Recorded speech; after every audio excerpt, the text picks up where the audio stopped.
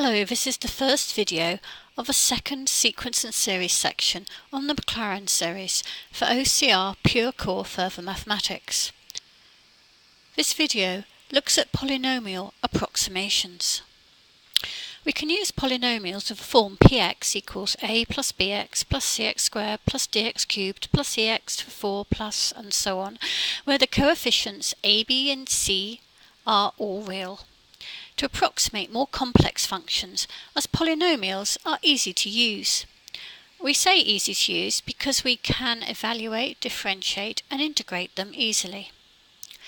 If the coefficients a, b, c and so on are chosen correctly, the polynomial gets ever closer or more accurate compared to the function as the powers of x increase.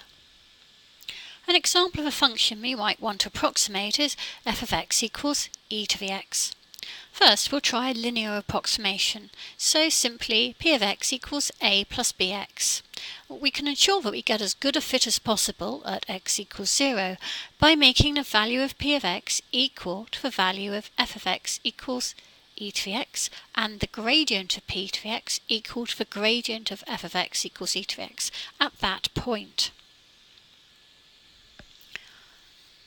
So if p of x equals a plus bx, then p dashed of x, or in effect px by dx, but we're going to use the dash notation because it's more concise in this environment, would just be b.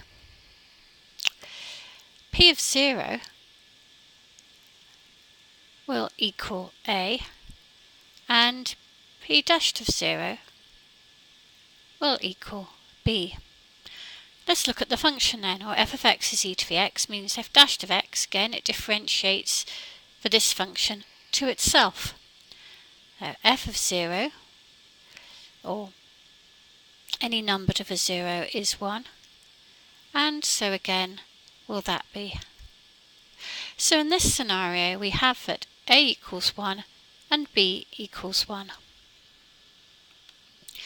Therefore, p of x will be 1 plus x. As you can see in the graph, this is a reasonable approximation for small values of x in and around 0, but very quickly diverges from e to the x. Given that the linear polynomial approximation wasn't great, we could try a quadratic approximation. In other words, p of x equals a plus bx plus cx squared. We'll do the same as before in terms of matching up the derivatives, but this time we'll also make the second derivative of p and f be equal at 0. We had that p of 0 was a, and f of 0 we know is 1, which again gives us a is 1. P dashed of 0 was b, and f dashed of 0 was 1, so again b equals 1. The second derivative of p is 2c. F double dash of 0, again e to the x, differentiating to e to the x, again is 1. And this leads us to the fact that p of x is 1 plus x plus a half x squared, because obviously c has to be a half. When we look at the graphs here, we can see that the quadratic approximation is better than the linear one, but still only valid over a reasonably restricted range of x values. If we were to extend one more step and look for a cubic approximation, we would find, by doing a similar process as above, that p of x would be 1 plus x squared over 2 plus x cubed over 6.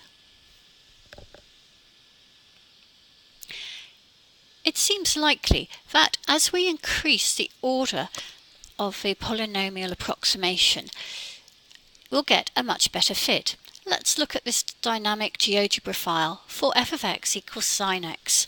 Here it's set at n equals 1, and you can see that the linear approximation, the red line, really doesn't fit the sine wave very well, except around very small values near to 0. If we increase that cubic, we can see that it is a better fit. And again up to order 5 and order 7. If we should go up to 9, you can see that the range over which the approximation is a good fit increases. Again with 11 and 13 and so on. So we can apply this approach to a wide range of functions, provided the function and its derivatives can be valued at x equals 0. Here's a picture just to remind you again what the polynomial of order 7 fitted to the function f of x equals sin x looked like. In the next video, we consider the Maclaurin series, which is simply a generalized form of this method.